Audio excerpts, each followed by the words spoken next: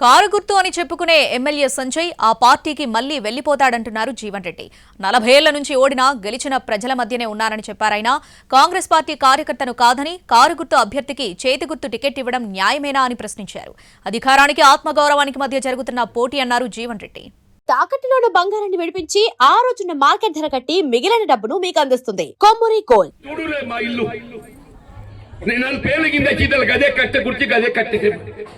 పొద్దున 6 గొట్టంగా 6 మీద కూర్చుంటే ఎవరు ఆపదకి వచ్చినా ఏం సంగతి తల్లి ఏందిరా గోసా అని చెప్పని మాట్లాడి మీ సమస్య పరిష్కారం కూడా పాటుపడతా తల్లి. ఈ పోటీ అధికార పక్షానికి ఆత్మ గౌరవాల మధ్య పోరాటం తల్లి అంటున్నా.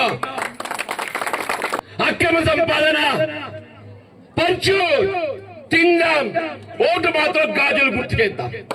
4 ఏళ్ళ కదా కాంగ్రెస్ కట్టబడుతుంటే ఆడవాళ్ళకి ఇట్లా కారు గుర్తులు పట్టుకొని పెట్టిద్దామా?